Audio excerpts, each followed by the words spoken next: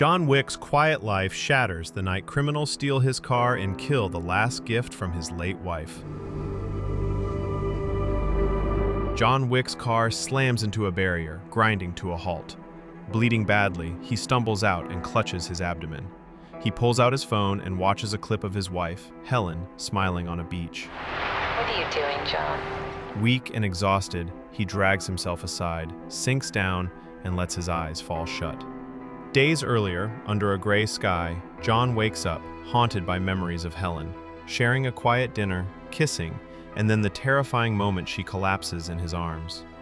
The memories continue with her lying in a hospital bed as John kisses her forehead, while a doctor silently gathers his things and leaves the room.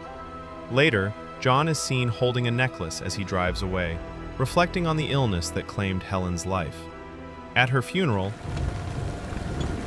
mourners depart one by one, leaving John alone at the grave, unaware that a man watches him from a distance. Afterward, an old friend, Marcus, approaches, asks how he is coping, and explains he simply wanted to check on him before parting ways. Back at home, John begins tidying up when the doorbell rings. A courier stands outside with paperwork and a small package, a young beagle. Inside the box is a letter from Helen. She writes that she has come to terms with her death and wants John to keep living, to love again, and to begin that journey by caring for the puppy. As John reads her words, he breaks down in tears. He lifts the puppy from its crate and notices the floral collar, realizing Helen named her Daisy. He lays out blankets for the dog, though she resists leaving the bed until John gently moves her. By the next morning, Daisy climbs back up to wake him and sticks close to him throughout the house. John pours cereal for himself and the puppy, promising he will get her proper food later. Do like the video if you are enjoying the story. As the day goes on, John and Daisy grow closer, spending time together on a drive in his classic 1969 Ford Mustang Boss 429. While stopping for gas, they encounter 3 Russian gang members, among them Iosif Tarasov, the son of crime lord Vigo Tarasov. Iosif admires the car, asks how much John wants for it, and is firmly told that it isn't for sale. Iosif mocks John in Russian at the gas station, but John calmly replies in the same language, making it clear the car is not for sale. Enraged and humiliated, Iosif is held back by his friends. Later, John vents his grief and anger by recklessly drifting his Mustang through an abandoned construction site, narrowly avoiding a fatal crash. That night, while taking Daisy outside, John is ambushed in his home.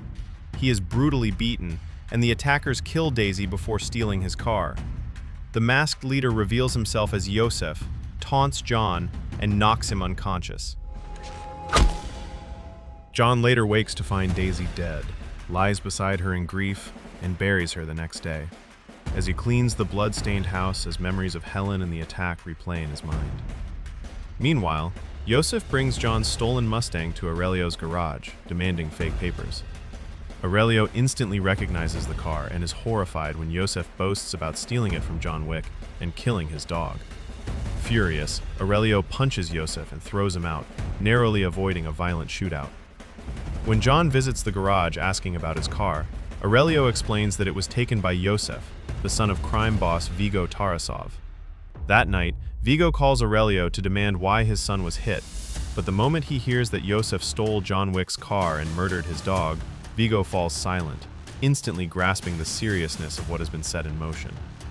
John breaks into his basement floor and retrieves a hidden cache of weapons and gold, preparing for what's coming. Vigo confronts Iosif at home, striking him in anger while explaining just how badly he has erred. He tells his son that John Wick, once known as Baba Yaga, we called him Baba Yaga, was the man feared even by the boogeyman. Vigo recounts witnessing John kill 3 men in a bar using nothing but a pencil, emphasizing how lethal he truly is. He reminds Iosif that when John wanted to retire and marry Helen, Vigo assigned him an almost impossible mission involving numerous high-profile assassinations completed in a short time. Against all odds, John succeeded, and that success laid the foundation for the Tarasov Empire. Though Iosif insists he can handle the situation, Vigo warns that John is already coming. Vigo tries calling John to defuse the crisis, but John hangs up. Subscribe to the channel before watching ahead. That night, Vigo sends a team of assassins to John's house, but John kills them all with ease. A police officer responds to a noise complaint, briefly questions John, and leaves without incident. John then calls in a cleanup crew to dispose of the bodies. Realizing the threat, Vigo puts a bounty on John's head. How much? 2 million. Offering Marcus $2 million and opening the contract to others. John checks into the Continental Hotel, a neutral sanctuary for criminals where killing is forbidden. There, he reunites with familiar figures, including manager Winston and an old friend Perkins, as he prepares for the next phase of his revenge. Winston informs John that Yosef is at the Red Circle nightclub, and John goes there while Yosef and his men are partying. After sending an old associate home, John infiltrates the club's Russian bathhouse, killing several guards and forcing Yosef to flee. Although John wipes out everyone in his path, Yosef escapes in a getaway car. Injured during the fight, John returns to the Continental, where a doctor stitches his wound and warns him not to push himself, a warning John brushes off. That night, Marcus watches over John from a nearby rooftop and fires a warning shot when Perkins attacks. Perkins admits Vigo has offered her $4 million to kill John despite the hotel's rules. John defeats her, but spares her in exchange for information, learning that Vigo hides his assets beneath a church. Little Rush. Church. He leaves Perkins with Harry, but she escapes and murders him. Armed with a new lead, John sets out for the church to strike at Vigo's hidden operation.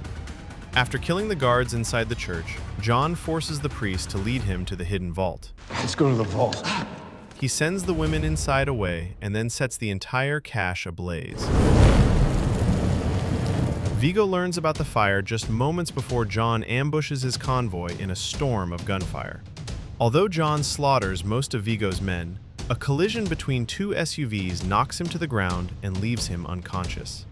Vigo captures John and demands to know why he has gone so far over a stolen car and a dog. John explains that the puppy was a final gift from his late wife. A final gift from my wife. And warns Vigo that he can either hand over Yosef or die alongside him. Or you can die! Ignoring the threat, Vigo leaves John to be suffocated by his men. Marcus, watching from a nearby building, shoots one of the attackers, allowing John to kill the other and survive.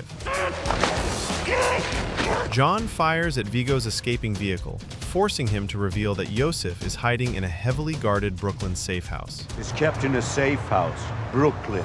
John storms the location, kills all the guards, destroys the escape cars with explosives, and finally executes Yosef with 2 shots. Afterward, Vigo discovers that Marcus has been helping John. In retaliation, Vigo's men attack Marcus at his home, beating him until Vigo and Perkins arrive and kill him. Before fleeing the city by helicopter, Vigo calls John to tell him he has murdered his friend.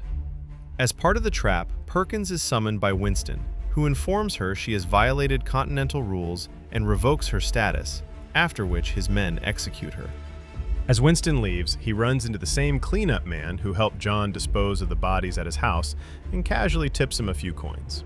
When John later finds Marcus dead, he sets out to finish things with Vigo once and for all. He tracks Vigo and his men as they head for a helicopter and rams his car into them. Vigo orders Avi to kill John, but John shoots Avi during the confrontation. Vigo rams John's car, sending it crashing near the docks, yet John survives the crash. The 2 men confront each other in the pouring rain, fighting hand to hand.